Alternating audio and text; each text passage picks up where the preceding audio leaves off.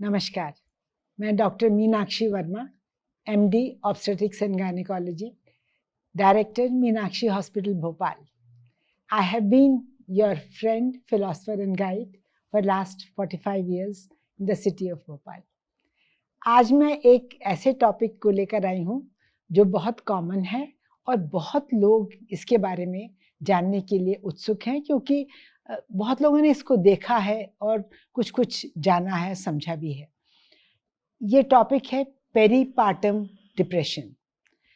पेरीपार्टम depression का मतलब ये है कि डिप्रेशन जो प्रेगनेंसी के दौरान और प्रेगनेंसी के बाद, ये जो महिलाएं प्रेगनेंसी की वजह से डिलीवरी से पहले और डिलीवरी के बाद डिप्रेशन में चली जाती हैं, उसको हम पेरीपार्टम डिप्रेशन कहते हैं. लार्जली ये पोस्टपार्टम डिप्रेशन रहता है, लेकिन कुछ महिलाओं में ये चीज़ पहले से ही शुरू हो जाती है. It's a continuous spectrum starting from the pregnancy and going up to the postpartum period. Peripartum depression या पोस्टपार्टम डिप्रेशन किन महिलाओं में होता है, ज़्यादा होने का चांस रहता है? ऐसी महिलाएं जिनको पहले कभी डिप्रेशन की प्रॉब्लम रह चुकी है, पहले किसी प्रेगनेंसी में रह चुकी है, या बिना किसी प्रेगनेंसी के भी, वैसे ही बिना प्रेग्नेंट स्टेट में भी ये प्रॉब्लम हो चुकी है, या फिर उनके परिवार में, उनकी फैमिली में कभी ऐसे केसेस रहे हैं जिनको कि पोस्टपार्टम डिप्रेशन हुआ हो, या otherwise also, both male and females, they have been having depression due to various reasons. ऐसी महिलाओं को ये ज़्यादा प्रॉब्लम होती है. और भी कुछ कारण हैं जहाँ बहुत ज़्यादा स्ट्रेस में महिलाएं रहती हैं. ऑल थ्रू प्रेगनेंसी जो महिलाएं बहुत ज़्यादा स्ट्रेस में रहती हैं, पिछले 1 साल से जो महिलाएं बहुत स्ट्रेस में रही हैं, जैसे किसी की जॉब चली गई, किसी के हस्बैंड की जॉब चली गई, या किसी को बहुत ज़्यादा फाइनेंशियल प्रॉब्लम्स किसी और वजह से होने लगी, या फिर उनको ट्विन प्रेगनेंसी या ट्रिपलेट प्रेगनेंसी हो गई, या कोई बहुत बड़ा प्रेगनेंसी कॉम्प्लिकेशन ऐसा हो गया जिसकी वजह से बराबर उनको बेड पे पड़े रहना पड़ा. ये सब चीज़ें उनको एक, they are more prone to get postpartum depression. Depression होता क्यों है postpartum depression? Largely postpartum depression इसलिए होता है क्योंकि during pregnancy oestrogen and progesterone, 2 बड़े हार्मोन्स ऐसे हैं जो बहुत बड़ी मात्रा में प्लेसेंटा के द्वारा प्रोड्यूस किए जाते हैं, और उनका एक ब्रेन के ऊपर बड़ा अच्छा पॉजिटिव इफेक्ट होता है. और उस पॉजिटिव इफेक्ट से उनका जो एक कॉग्निटिव फंक्शन का मतलब ये है कि जैसे कि pertaining to intelligence, understanding, learning, logic, ये कॉग्निटिव फंक्शन है. और दूसरा होता है इफेक्टिव फंक्शन. इफेक्टिव फंक्शन का मतलब है कि जो इमोशन से कंसर्न्ड है. ये दोनों ही फंक्शंस बहुत अच्छी तरह से इम्प्रूव होते हैं जब आफ्टर डिलीवरी, जब suddenly there is a withdrawal of these 2 hormones, तो पेशेंट्स को सडनली एकदम से दे आर एक तरह से विड्रॉल सिम्टम्स जैसे हो जाते हैं. मान लीजिए आपने जैसे 9 महीने अच्छी कॉफ़ी पी सुबह शाम रोज़ strong, and suddenly after that you are told कि नो मोर कॉफ़ी, तो आपको ऐसा लगेगा कि नहीं, I am feeling little depressed, थोड़ा सा मुझे तो कुछ चाहिए टू स्टिमुलेट मी.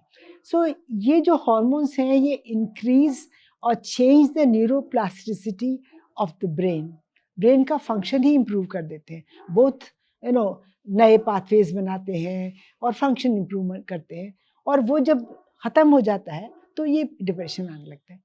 और दूसरी चीज़ें ये हैं कि आफ्टर डिलीवरी सडनली पेशेंट्स के ऊपर बहुत बड़ी एक तरह की रिस्पॉन्सिबिलिटी आ जाती है.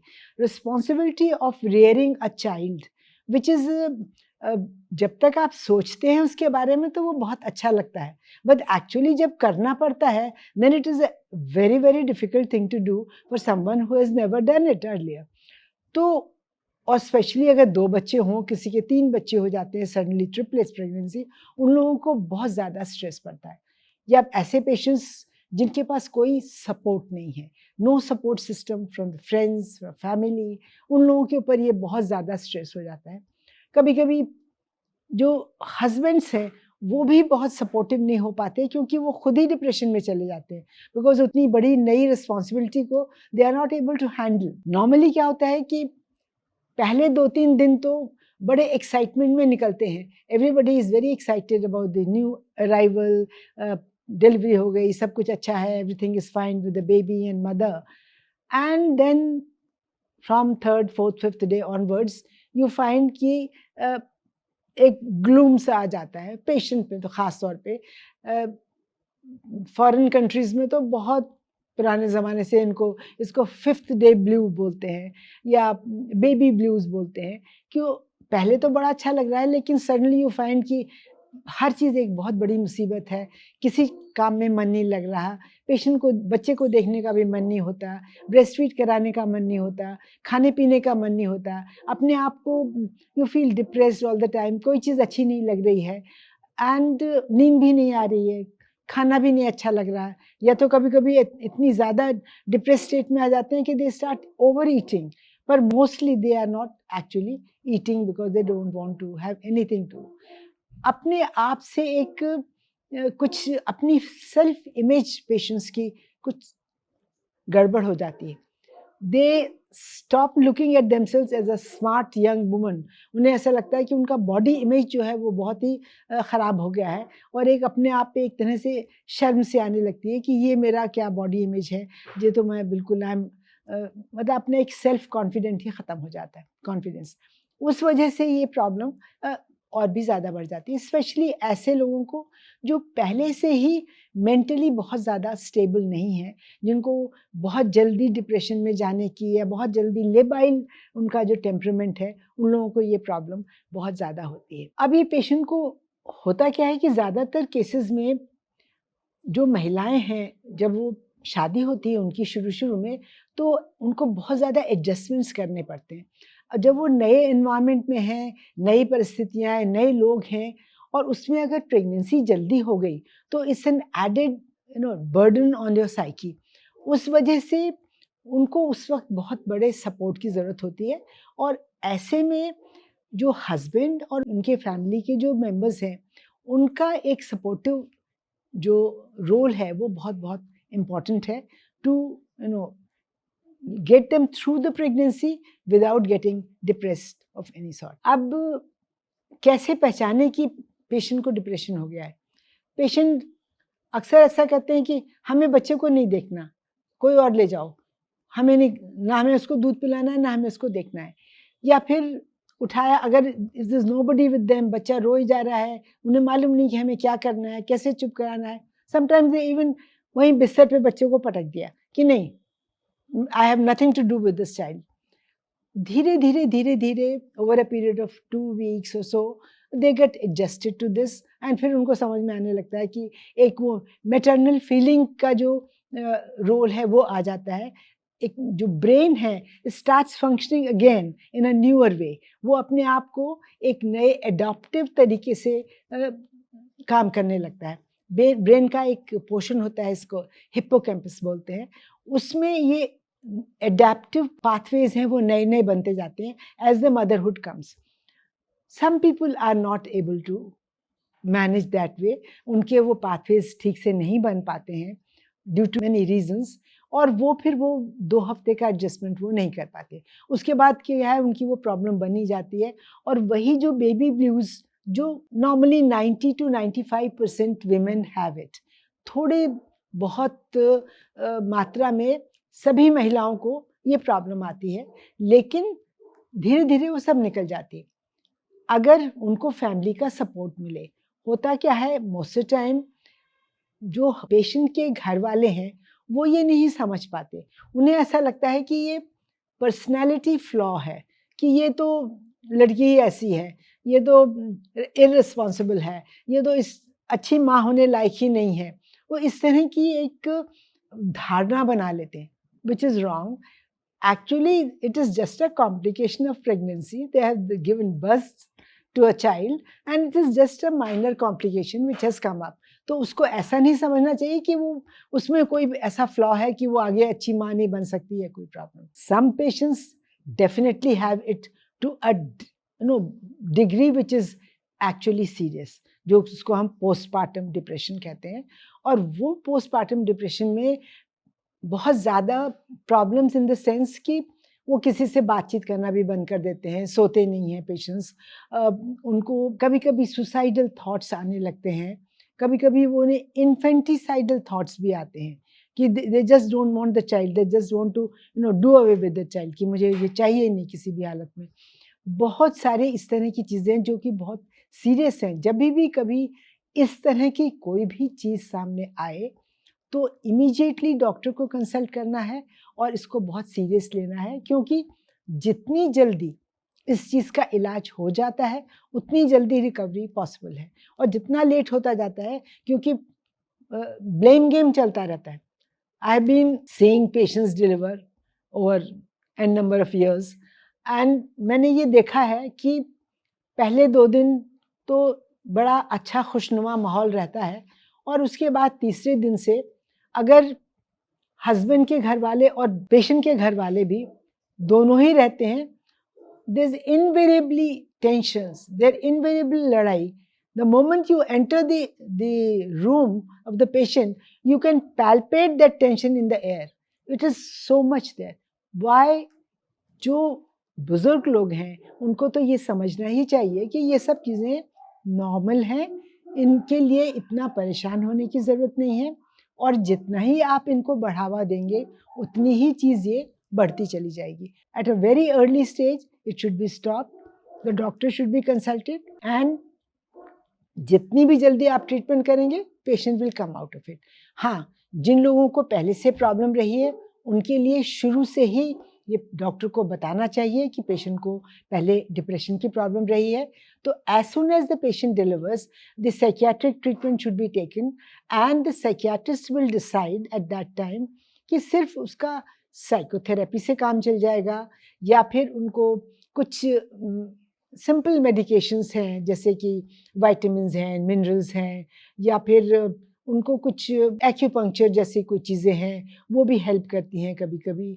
बहुत ईस्ट्रोजन थेरेपी जिसको हम बोलते हैं, क्योंकि एकदम सडन ईस्ट्रोजन विड्रॉल हो गया, so you want to give some more oestrogen so that the patients feel better. लेकिन अगर ऐसा लगता है कि ये छोटी स्मॉल चीज़ें नहीं काम आ पा रही हैं तो फिर there are certain medicines which can very safely be given during pregnancy as well as during postpartum period. Postpartum period में जब breast feed कराते हैं इन दवाइयों का बच्चे के ऊपर कोई ख़राब असर नहीं पड़ता और ड्यूरिंग प्रेगनेंसी भी बच्चे के डेवलपिंग फीटस पे भी इनका कोई ख़राब असर नहीं पड़ता है.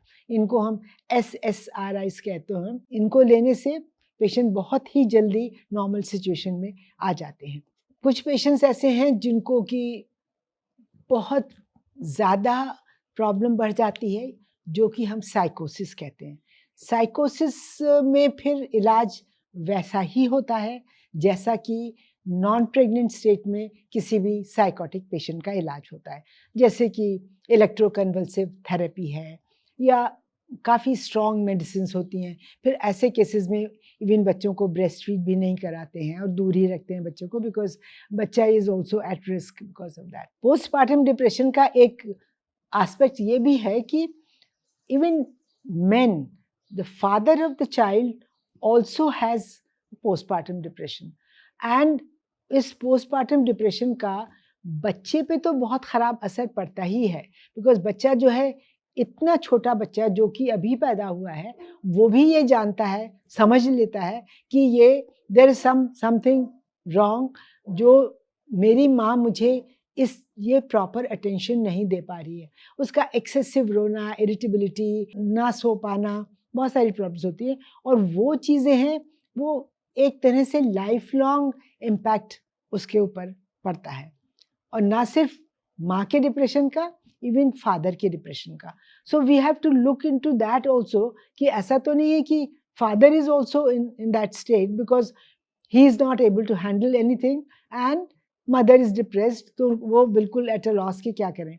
तो उनको भी ट्रीटमेंट की ज़रूरत है, उनको भी साइकोथेरेपी की एटलीस्ट ज़रूरत है, सो that the child is saved from that catastrophe, कि दोनों ही अगर पेरेंट्स को डिप्रेशन की प्रॉब्लम हो रही है, तो फिर बच्चों को आगे चल के बहुत ज़्यादा प्रॉब्लम की संभावना हो सकती है। इस चीज़ के लिए हम ये कहते हैं कि prevention is the key. Prevention के लिए all through pregnancy, through out pregnancy patients के साथ एक थोड़ा सिंपैथेटिक एटीट्यूड इज़ इम्पॉर्टेंट। हालांकि अगर आप कभी हस्बैंड की फैमिली वालों से बात करें, तो they will always become defensive कि नहीं, अरे हम तो बहुत अच्छा ख्याल रखते हैं, हम तो सब कुछ no we are always helpful and we are doing everything for her. ऐसा कैसे हो सकता है कि उसको डिप्रेशन हो जाए। बहुत छोटी छोटी चीज़ें होती हैं जो कि पेशेंट को डिप्रेशन में डाल सकती हैं। इट इज़ नॉट दैट कि बहुत बड़ी चीज़ ही है जो कि उसको नुकसान पहुंचाएगी। एक थोड़ा सहानुभूति उसके मूड स्विंग्स के लिए, क्योंकि प्रेगनेंसी में इतने हार्मोनल चेंजेस हो रहे हैं, मूड स्विंग्स स्वाभाविक है। और इसके अलावा ये भी है कि उतना आप काम नहीं कर सकते, आप थक जाते हैं। तो एक सिंपैथेटिक एटीट्यूड अगर रखें and be supportive all through pregnancy, तो ये बहुत अच्छा रहता है। And not only through all through pregnancy, even after delivery, because that period is both psychologically physiologically is a बहुत बड़ा अपहीवल है पेशेंट के कंडीशन में। तो उसमें बहुत बड़ा सपोर्ट हस्बैंड की फैमिली के लिए बहुत ज़रूरी है। मेरा कहने का मतलब ये नहीं कि बहुत ज़्यादा उनको इतना ज़्यादा पैम्परिंग की जाए, कि बहुत ज़्यादा लाड प्यार किया जाए, या कि उनसे कोई काम नहीं करवाया जाए। No way, they should live a normal life. The only thing is that छोटी-छोटी समस्याएँ, जो छोटी-छोटी प्रॉब्लम्स हैं, they should be looked into more sympathetically. That helps and in a long way. तो दैट इज़ मोस्ट इम्पोर्टेंट। मेरा ख्याल है कि ये इन्फॉर्मेशन बहुत लोगों को अच्छी भी लगेगी, और वो इससे अपने आप को आइडेंटिफाई भी कर पाएंगे। Not only patients but their relatives as well, both their parents side, their parents in law side.